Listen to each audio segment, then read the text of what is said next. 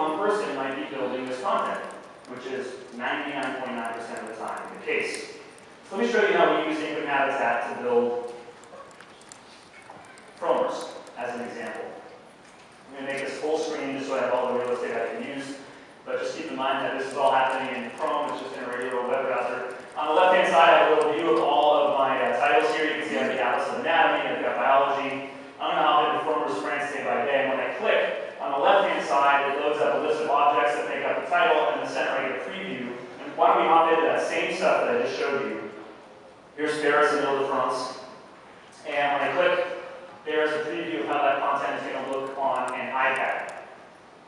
Now, that's what it's going to look like on an iPad. If the user has his settings set to 100% font size, you can always, of course, adjust the font size. I can preview this at a different size. Well, what do I want to see what it's going to look like on an iPhone?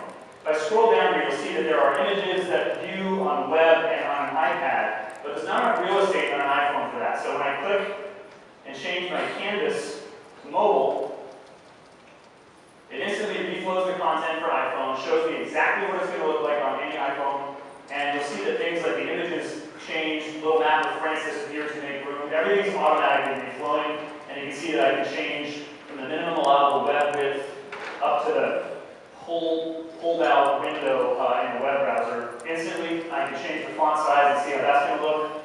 There was a conversation this morning in the production track about how you manage fonts. We manage fonts already. Deliver those fonts to the app, deliver the fonts over the web, so you never have to worry about that stuff. Now, this is a collaborative tool. How is content actually produced? Well, it turns out that I have some tickets here.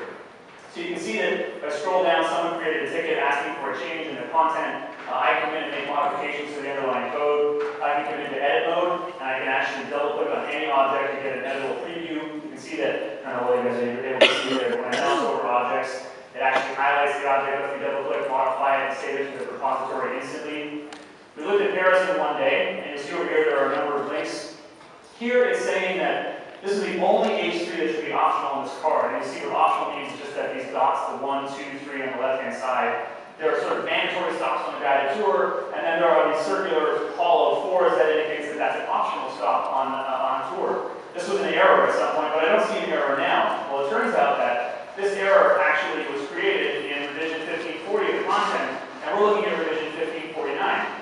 Every single time we make a change to any content in Habitat, it saves a revision. And so you have infinite revision history, where you can roll anything back at any point in time. So if somebody in a production center for you goes through and makes a huge pile of changes that were all incorrect, you can instantly roll those back. So if I click on this revision number, you'll see that it rolls it back, and sure enough, there was an error here. Turns out that there was a misplaced tag, and all of these headlines turned red and became optional. But it was very easy for them to fix. We created a ticket, assigned it to the production vendor, and said, please fix this, and then in the latest revision, it's fixed. Very, very straightforward. If I wanted to modify that headline for Paris in one day, I could look at this if I wanted to, or I could just do this.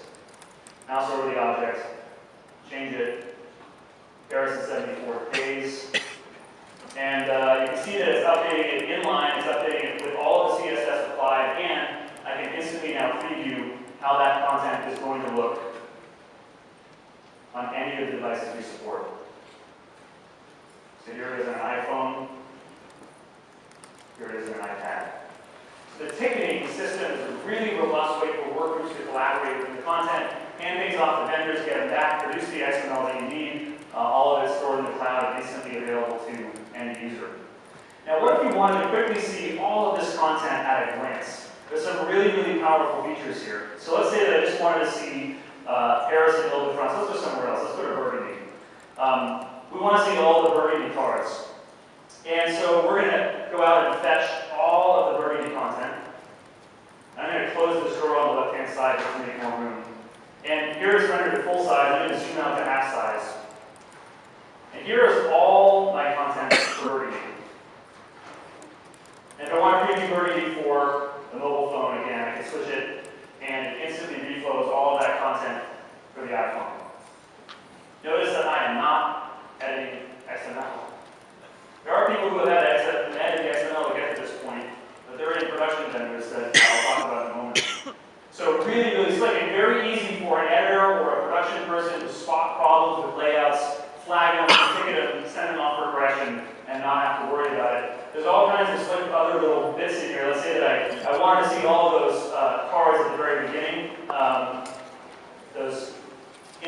introduction cards. We can go out and fetch all of the introduction cards across the content. So here's the introduction card for the best of France, the introduction card for Paris, the introduction card for Lower Valley. All of this stuff should be consistent, and so a production editor can sit there and instantly see that all of the layouts are exactly the way that they intended to be. There's a lot of computer science behind this. And it works really, really beautifully because we're producing more content today at Inkling with a small number of people that we've got in a format like this than anybody we know anywhere else. So, I'm going to keep motoring. You can imagine that Inkling Habitat has a ton of meat underneath how you create content from scratch, just by dragging and dropping out patterns, handing off specifications to production people to do all the heavy lifting for you, where you can instantly see all of the work that's going on for you in the Philippines or India or wherever you do your production, even if it's in-house, right inside Inkling Habitat in real time. And then with a single click, build that content and push it out across all of the different devices that Inkling supports. So Inkling Habitat is object-oriented, structured content that works beautifully across all devices. It's cloud-based, it's got infinite revision history, and it's something that we're going to be making available to all publishers and work groups this fall. Something that we hope you're all willing to jump on board and try with some content. We have some tremendous partnerships already today that are generating awesome titles in academic, do-it-yourself, all kinds of different market segments. Tara and Innodata collectively have over 500 people in their digital production centers in a few countries throughout Asia that are ready today to actually take specifications and publishers and build them. That's what you're seeing us do with things like the Frommer's guides. The publishers that we work with today are bringing more and more brands to the Inkling platform. You've seen Frommer's. Frommer's is going to be introducing a whole new set of travel guides in time for the fall travel season.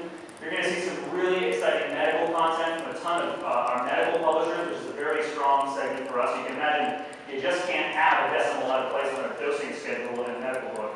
Otherwise, you can have some flat lines on the stretcher. O'Reilly, which we announced at TOC this summer, will be launching a whole series of missing manuals, their entire OTX titles with the animals on the front, where you'll be able to actually run the code in the book. You can run the JavaScript in the book and see if you're learning what you're supposed to be learning. There's a, I think it's O'Reilly here for that. Lots of really cool stuff coming to the platform. So I invite you to go to